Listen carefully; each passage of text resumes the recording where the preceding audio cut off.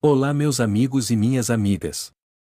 Veja o momento em que o senador Randolph Rodrigues expõe a roubalheira, que acontecia descontroladamente no INSS durante a gestão do governo Bolsonaro, e bota fogo na CPMI que ocorre agora no Senado Federal. Acompanhem. Desde quando? 2001, desculpa. 2011. 2001. 2001. Sempre atuou nessa área de benefícios? Não. Atuo na área de benefícios desde quando? Especificamente benefícios desde 2019, antes também benefícios, mas outras políticas na diretoria também. Formalizada 2019, isso. Não é isso? E quanto a essa vasta experiência sua nessa área, eu quero aqui reiterar meus respeitos à senhora, como técnica da CGU e à Controladoria Geral da União, como órgão, como já foi dito aqui anteriormente, inclusive por colega da oposição, como órgão do Estado brasileiro. Mas com essa sua experiência, e no caso dessa fraude especificamente, é possível afirmar que o número de ACTs evoluiu de modo normal ao longo do tempo, ou houve um crescimento anormal? E esse crescimento anormal, a partir de quando ocorreu?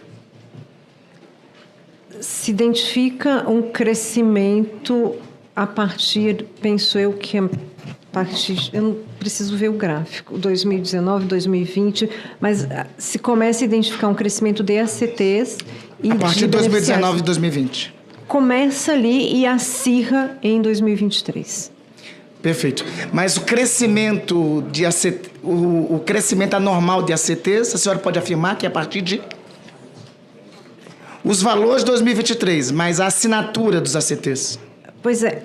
Eu não sei se eu consigo afirmar que é anormal. A gente tem um crescimento maior ou numa ascendência diferente do que era anteriormente. Deixa eu lhe perguntar, a auditoria que a senhora conduziu concluiu que esses ACTs firmados, que cresceram exponencialmente a partir de 2019, como a senhora acabou de afirmar, foram determinantes ao desenvolvimento do esquema de fraudes de entidades que não eram real. E eu acho que é importante, faço aqui as palavras da senadora Tereza, que ela destaca, a CONTAG é uma entidade tradicional, uma entidade de representação dos trabalhadores rurais, existe desde 1993, e tem entidades de fachada que são essas que a senhora destaca aqui, que foram firmadas, sobretudo, a partir de 2019 e 2020. E a senhora mesma aponta no relatório que esses ACTs foram determinantes para o desenvolvimento do esquema de fraudes dessas entidades de fachada. A senhora poderia dizer quais foram as entidades responsáveis por esse aumento exponencial de descontos associativos? Eu teria que ver no relatório. Eu não consigo nominar sem ver no relatório, mas todas elas tiveram aumento, né, no período, todas as entidades, e tivemos aumento. E elas firmaram o convênio com o INSS quando? Eu preciso pegar aqui, senador. Só para lhe ajudar, é correto dizer que a AMBEC foi 2021, Conafer 2022 e Amar Brasil 2022? Essas datas eu tenho. AMBEC, a assinatura do ACT foi no dia 31 de agosto de 2021. Desculpa, quais foram as outras? Conafer e Amar? Conafer, a assinatura do ACT foi no dia 2 de junho de 2022. E a Mar Brasil, 9 de agosto de 2022. Em 2020, 2021, 2022, ocorreu suspensão de desconto? Ou a suspensão de desconto só ocorreu agora? A suspensão da totalidade dos descontos agora. Somente ocorreu agora. Não aconteceu em 2019, 2020, 2021?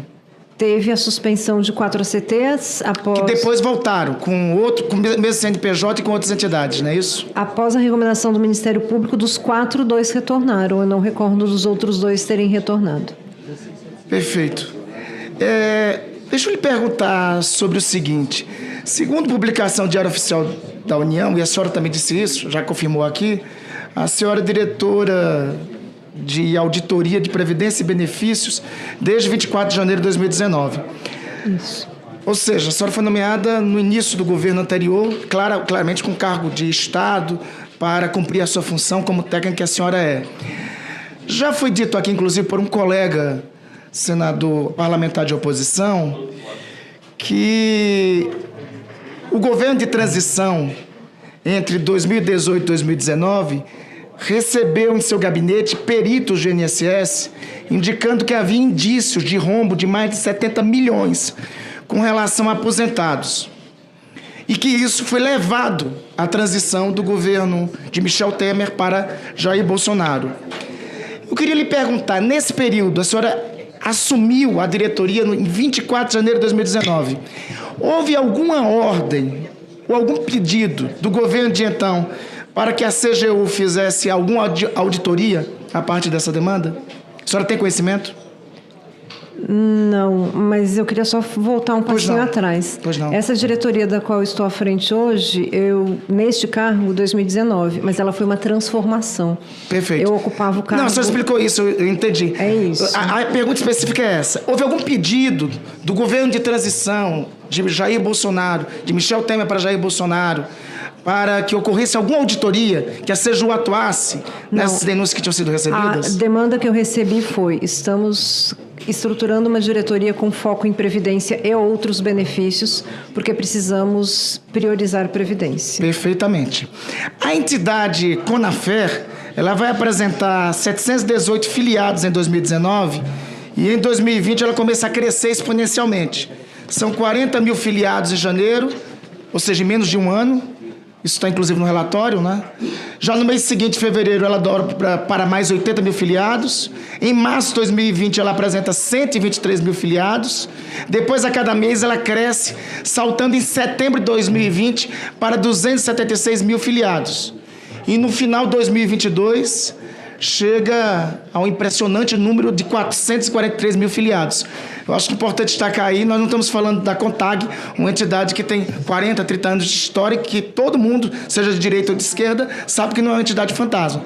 Mas a entidade fantasma salta de 140 para 476 mil. Esses picos anômalos dessa entidade, durante esse ano, foi identificado pela CGU e houve alguma recomendação para a diretoria de benefícios do INSS de suspensão do ACT da Conafer? Não, nesse período não houve, mas no terceiro relatório que nós fizemos se fala de retenções que foram feitas pelo INSS para análise pelo crescimento muito grande, mas houve a liberação na sequência. A diretoria de benefícios do INSS, órgão de controle, naquele momento, no seu entender, deveria ter percebido esses crescimentos anômalos e ter proposto a suspensão do ACT ou medida que valha? Eu não recordo se eles chegaram a suspender o ACT. Eles fizeram a retenção dos repasses para a entidade num período. Mas depois voltaram? Retomaram. E não teve nenhuma suspensão de ACT? Não. Essas medidas, então, só ocorreram agora? Sim. Perfeito. E só para ilustrar, esse aqui é o gráfico, por exemplo, de uma das... Já foi apresentado aqui. Esse é o gráfico das entidades, o desconto das entidades das assinaturas de contratos que ocorreram em 2021 e 2022. Dá para perceber que há um salto das assinaturas de ACTs exatamente entre 2021 e 2022. Essa entidade Conafer foi denunciada por um servidor do INSS, se eu não me engano, em setembro, outubro de 2021.